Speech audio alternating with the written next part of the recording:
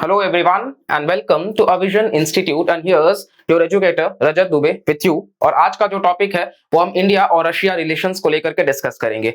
It's not about कि हम सिर्फ इंडिया रशिया को ही डिस्कस करेंगे, यहाँ पे इकोनॉमिक कॉन्सेप्ट भी हम डिस्कस करेंगे, जैसे कि वोस्त्रो और नोस्त्रो अभी काफी न्यूज में है क्योंकि रशिया के प्रेसिडेंट व्लादिमीर पुतिन ने कंसर्न जताया है भारत को लेकर के कि भारत कहीं ना कहीं जो स्विफ्ट पर जो बैन लगा है, जिसकी वजह से यूएस ने जो सैंक्शंस लगाया है रशिया के ऊपर, तो अब वो जो इंटरनेशनल फाइनेंशियल, हम देखेंगे अभी स्विफ्ट क्या है, लेकिन वो एक मैसेज कैरियर है, ट्रांजैक्शंस को दर्शाता है, तो उससे बैन लग गया है। तो इस वजह से कहीं ना कहीं हम जो है वो इंडियन रुपी में या फिर रशियन रूबल में ट्रेड करना चाहते हैं ताकि एक दूसरे का जो व्यापार है वो ना रुके। और बाकी सभी मुद्दों पर हम यहाँ पर डिटेल में डिस्कस करेंगे। इंडिया और रशिया के रिलेशंस को ध्यान में देख करके चलेंगे कि क्या कुछ है जो एग्जाम के पॉइंट ऑफ व्यू से इंपॉर्टेंट है और हमें जनरल भी इसके बारे में पता होना चाहिए, क्योंकि इंडिया और रशिया जो है वो सबसे बेहतरीन दोस्त माने जाते हैं, या यूं कहिए दोस्ती से भी कहीं गुना ज्यादा, क्योंकि ये रशिया ही वही देश है जब भारत को विपत्ति आन पड़ी थी, यानी कि 1971 1971 when बांग्लादेश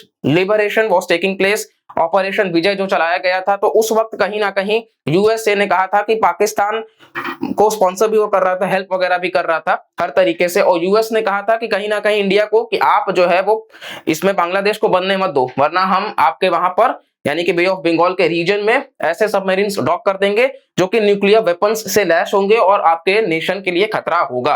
और उस वक्त रशिया ही था जिसने इस चीज को कहा कि अगर आप वहां से भेजते हो तो उससे पहले हम यहां से अपने वेपन्स भेज करके रखेंगे इंडिया के सिक्योरिटी के लिए, और यूएस के लिए भी वो घातक साबित होगा, जिसकी वजह से वो चीजें वहीं पर टल गई। और रशिया ने हर समय भारत का साथ दिखाया है, फिर चाहे वो यूएस के खिलाफ की बात कर ले, चाहे हम यूएन सिक्योरिटी काउंसिल में परमानेंट सीट की बात कर ले, हर तरीके से रूस ने भारत का समर्थन किया है। तो आइए सीधा टॉपिक पे आपको लेकर के चलते हैं बगैर किसी देरी के। ये आपके सामने कुछ मैप है। मैप में जाने से पहले जैसा कि आपको हम बताएं कि भारत को हमेशा से ध्यान में रख करके आप देखिए, तो ये रहा आपके सामने इंडिया, और इंडिया आसपास के नेबरिंग कंट्रीज भी आप इंडिया का देखा करिए। इंडिया किस किस के साथ के बॉर्डर शेयर कर रहा है, पाकिस्तान, अफगानिस्तान के साथ में वखान कॉरिडोर जो कि वो पीओके का हिस्सा है, लेकिन बिल्कुल क्योंकि हम उसको इंटीग्रली कॉन्स्टिट्यूशन ऑफ इंडिया के हिसाब से और हमारे रिपब्लिकन कंट्री के हिसाब से हम उसको अपना पार्ट मानते हैं। ये नेपाल आप देख रहे हो, भूटान आप देख रहे हो, बांग्लादेश आप देख रहे हो, म्यांमार आप देख रहे हो यहाँ से, ठीक है। इसके अलावा श्रीलंका से हम जो है वो लैंड बाउंड्री तो नहीं, लेकिन हाँ मरीन बाउंड्री जरूर शेयर करते हैं पाक स्टेट के साथ में, ठीक है। इसके अलावा आप चाइना के ऊपर आप देखो मंगोलिया जो कि लैंडलॉक्ड है, और मंगोलिया के ऊपर रशिया आपको नजर आ रहा होगा। और रशिया अपने आप में एरिया वाइज दुनिया का सबसे बड़ा कंट्री है पूरे वर्ल्ड में।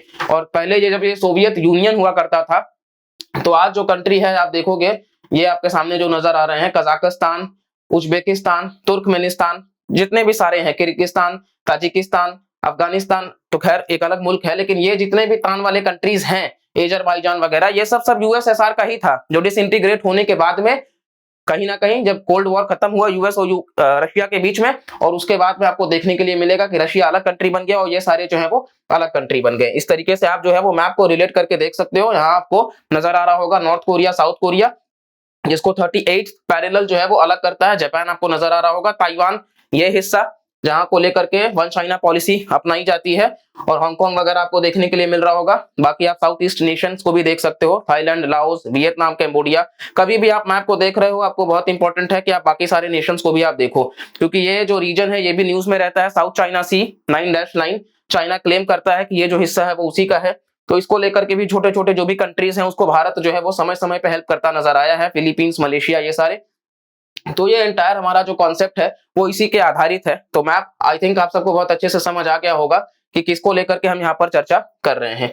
चलिए ठीक है, नेक्स्ट हम आते हैं अपने मुद्दे के ऊपर कि वोस्त्रो अकाउंट और नोस्त्रो अकाउंट।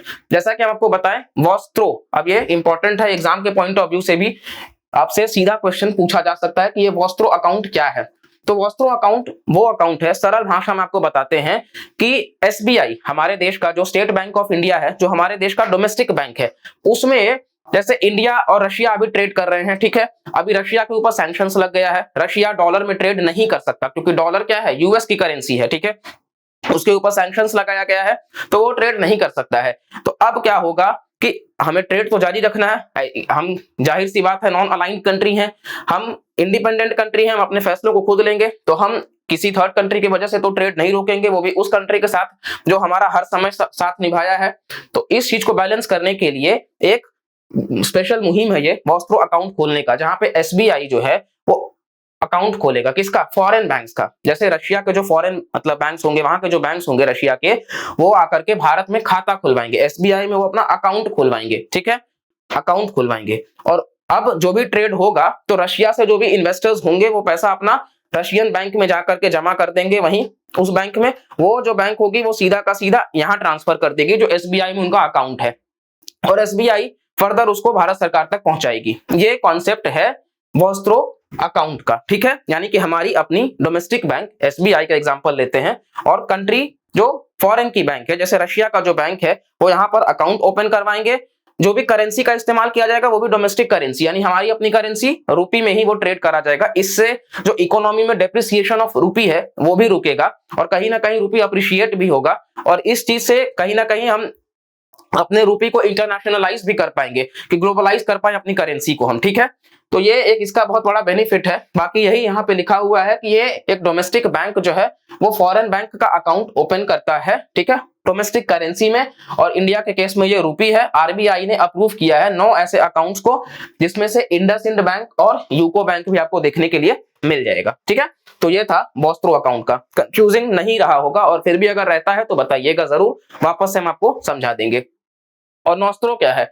नॉस्त्रो और वॉस्त्रो सिमिलर है, नॉस्त्रो ठीक उसका उल्टा है। नॉस्त्रो में क्या है, एसबीआई जो है वो अब रशिया में जाएगी और वो अपना अकाउंट वहां ओपन कराएगी। ठीक है, वो रशिया में जाकर के अपना अकाउंट ओपन कराएंगे, और जो भी पैसा वगैरह होगा वो रूबल्स में करा जाएगा। ठीक है, वो रूबल्स में करा जाएगा, और इसी को जो है वो नॉस्त्रो अकाउंट कहा गया है। यानी कि यहाँ के जो भी इन्वेस्टर्स होंगे वो यहाँ के एसबीआई में पैसा लगाएंगे, क्योंकि एसबीआई का खाता जो है वो रशिया के बैंक में भी है, तो वो वहां से ट्रांसफर कर देगी, और वो जो ट्रांसफर करेगी वो रूबल्स में करा जाएगा। इससे वहां की डोमेस्टिक करेंसी भी बढ़ेगी। तो ये नॉस्त्रो है जो फॉरेन के लिए है, और हमारे अपने के लिए वॉस्त्रो है। आई थिंक आपको कंफ्यूजन नहीं होगा, क्योंकि एग्जाम के लिए काफी इंपॉर्टेंट है। यहाँ पे भी वही लिखा है, account held by one bank in another. ये इनेबल करता है कस्टमर्स को कि वो डिपॉजिट कर सकते हैं फंड्स बैंक अकाउंट में दूसरे बैंक के। ठीक है, और ये फ्रीक्वेंटली यूज किया जाता है when a bank has no branches in a foreign country। अगर एसबीआई का कोई जैसे कि फॉरेन कंट्री में ब्रांच नहीं है तो बेसिकली ये नॉस्त्रो देखने को मिल जाता है। ये था पूरा का पूरा कॉन्सेप्ट वॉस्त्रो और नॉस्त्रो का। वापस से अपने टॉपिक पे आते हैं। इंडिया रशिया बहुत इंपॉर्टेंट है, इसलिए नहीं इंपॉर्टेंट है कि कहीं ना कहीं मतलब आपको ओवरऑल नजर आएगा कि हर तरीके से बहुत सारा, जैसे कि जब से विघटन हुआ, डिसइंटीग्रेशन हुआ यूएसएसआर का, रशिया इंडिपेंडेंट नेशन जब बना, उसके बाद हमारा जो रिश्ता था वो काफी ज्यादा सुधरता गया, बनता गया। आप देखोगे कि स्ट्रेटेजिक पार्टनरशिप हम दोनों शेयर करते हैं। ठीक है, इंडिया और रशिया जो है वो एक स्ट्रेटेजिक पार्टनरशिप शेयर करते हैं। इसके अलावा आप देखोगे कहीं ना कहीं कि रशिया के साथ में हम इंटरनेशनल जो है वो नॉर्थ साउथ ट्रांसपोर्ट कॉरिडोर भी बना रहे हैं। ठीक है, INSTC। अब इसमें हम क्या करेंगे, इसमें बेसिकली हम इंडिया को रशिया से जोड़ रहे हैं। कैसे?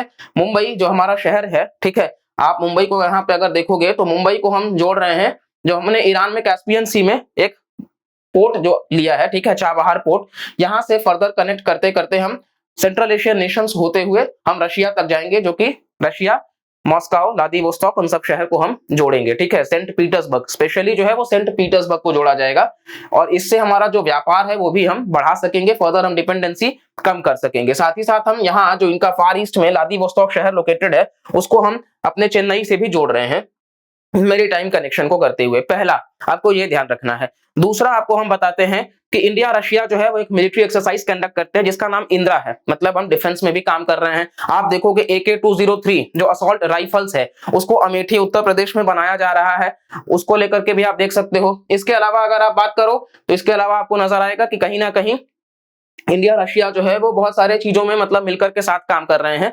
ठीक है, नेक्स्ट हम बात कर लेते हैं कि कहीं ना कहीं डिफेंस एंड कोऑपरेशन वगैरह में हमने देख ही लिया है। इसके अलावा आप देखोगे कि हर तरीके से कनेक्टिविटी पे भी हम काम कर रहे हैं कि सारे तरीके से। इवन रशिया जो है वो जर्मनी के साथ में नॉर्ड स्ट्रीम 2 गैस पाइपलाइन भी है, तो वो हम रिवाइज करवा दे रहे हैं आपका। नेक्स्ट इसके अलावा आप रशिया के लिए अगर मतलब बताना चाहें हम आपको कुछ और, तो आपको इतना कहा जा सकता है कि मेजॉरिटी ऑफ द टाइम्स आप रशिया को देखोगे कि हर तरीके से हमें एक डिफेंस मतलब के फील्ड में, पहले तो वो लार्जेस्ट हम इंपोर्ट करते थे रशिया से ही, लेकिन अब हम यूएस के साथ में करने लग गए हैं बैलेंस करने में, क्योंकि कहीं ना कहीं जब से कोविड आया है चाइना और पाकिस्तान का टिल्ट जो है वो रशिया की तरफ बढ़ गया है, तो हमें भी अपने रिश्तों को बैलेंस करना है, और हमेशा हम बैलेंस के ही प्रिंसिपल पे काम करते हैं। ठीक है, एक तो ये कारण हो गया। दूसरा हम कह सकते हैं कि कहीं ना कहीं इंडिया रशिया जो है वो बहुत सारी चीजों में मतलब बेहतर रोल निभाते हैं। ऐसा नहीं है कि हमारे रिश्ते जो है वो बिगड़ रहे हैं, क्योंकि 75 साल जो है वो कंप्लीट हो चुके हैं इन दोनों के दोस्ती का, इंडिया और रशिया का। इसके अलावा आप कहीं ना कहीं देख सकते हो कि इंडिया रशिया बहुत सारी चीजों में हम मतलब एक दूसरे का काम जो है वो आसान कर रहे हैं। ठीक है, तो ओवरऑल ये आप देख रहे हैं। नेक्स्ट आपके सामने जो है वो कुछ पॉइंट्स हम और आपको डिस्कस करते हैं। जैसे अभी वैक्सीनेशन वगैरह को लेकर के एक दूसरे का हेल्प करा गया है। साइंटिफिक बेसिस पे हम आर्कटिक वगैरह का जो रीजन है, इधर भी जो रशिया है वो भारत को कह रहा है कि ठीक है आप आ सकते हो और हम दोनों मिलकर के साइंटिफिक एक्सप्लोरेशन कर सकते हैं, रिसर्च वगैरह कर सकते हैं। ठीक है, साथ साथ में आप कहीं ना कहीं देख सकते हो कि इंडिया रशिया जो है वो बहुत सारी चीजों में आपको, जैसे कि हम डिफेंस वगैरह का आपको बता दिया, राइफल्स वगैरह का लेकर के। इसके अलावा गगनयान जो मिशन है इसरो का, जो अनमैन्ड स्पेसक्राफ्ट भेजने की बात करी जा रही है, तो उसमें भी रशिया का हेल्प रहा है। और ऐसे बहुत सारे आपको चीजें मिल जाएंगी जहां ये आपको लगेगा कि नहीं बिल्कुल इंडिया रशिया जो है वो ऑल वेदर अलाइज हैं। तो इस तरीके से आपको ध्यान रखना चाहिए कि कॉम्प्रिहेंसिव स्ट्रेटेजिक पार्टनरशिप हम शेयर करते हैं। तो ये ओवरऑल जो कॉन्सेप्ट है वो इंडिया रशिया के लिए एकदम फिट साबित होता है। साथ साथ में हम देखें तो रशिया ने प्रपोज किया है एक ओनरशिप, क्या है वो उसका नाम, ठीक है वो आप ध्यान दीजिएगा, फाइनेंशियल मैसेजिंग सिस्टम। ठीक है, रशिया का ही ये अपना खुद का है फाइनेंशियल मैसेजिंग सिस्टम, क्योंकि वो स्विफ्ट में अब नहीं रह गए हैं। ठीक है, ये क्या है स्विफ्ट क्या है, अभी पहले स्विफ्ट को भी देख लेते हैं, इंपॉर्टेंट है एग्जाम के लिए। तो स्विफ्ट जो है उसका फुल फॉर्म है society for world wide interbank financial telecommunication, society for world wide interbank financial telecommunication. ठीक है, और ये एक ट्रस्टेड मैसेजिंग सिस्टम है। ये क्या है, ये मैसेजिंग सिस्टम है सिर्फ। ठीक है, for banks and other financial institutions around the world. और ये सेटल नहीं करता कोई भी मनी अपने आप से, लेकिन ये प्रोवाइड करता है इंस्ट्रक्शन मैसेजेस कि किस तरीके से फंड्स को लिए गए हैं। ठीक है, और ये कंट्रोल किया जाता है central banks of the G10 countries. ठीक है, यूरोपियन सेंट्रल बैंक और नेशनल बैंक ऑफ बेल्जियम, उस G10 में भारत उसका हिस्सा नहीं है। इसको एस्टैब्लिश किया गया था ईयर 1973, हेडक्वार्टर्स बेल्जियम, याद रखिएगा ईयर 1973, हेडक्वार्टर्स बेल्जियम। ठीक है, इसके साथ साथ एक और न्यूज कल के ही अखबार में थी कि रशिया का जो largest liquefied natural gas producer है, largest liquefied natural gas producer Novatek इसका नाम है, तो इसने क्लोज कर दिया है एक डील जो कि सप्लाई करने को लेकर के था गैस गेल को, भारत का जो महारत्ना है GAIL, gas authority of India limited. तो इसको लेकर के इसने गैस देने से मना कर दिया है नोवाटेक ने, क्योंकि उसको अल्टरनेटिव मार्केट्स यूरोप में मिल गए हैं। तो कहीं ना कहीं अभी जो है वो इंटरनेशनल रिलेशंस की बात अगर हम कर ले तो हर तरीके से चीजें जो है वो कंफ्यूजिंग नजर आ रही हैं। ऑल्दो हमने आपको बताया कि इंडिया रशिया जो है वो बहुत ही बेहतरीन रिलेशनशिप उनका रहा है, लेकिन हमें अपने सारे बैलेंसिंग व्हील्स को ध्यान में रख करके और तब साथ में हमें आगे बढ़ना है और अपने काम पे जो है वो फोकस करके चलना है। ये पूरा का पूरा मुद्दा जो है वो इंडिया रशिया को ध्यान में रख करके ही बनाया गया है। और जो भी इंपॉर्टेंट पॉइंट्स है इसके अलावा डिटेल्ड में जो है कि आपको अगर लगता है कि मेंस के पॉइंट ऑफ व्यू से, तो ये सारा हम यहाँ पे अलग से उसको कवर करेंगे, लेकिन ये जो कुछ भी था इंपॉर्टेंट वो इसको हमने इंडिया रशिया के ध्यान में रखते हुए कवर कर लिया है।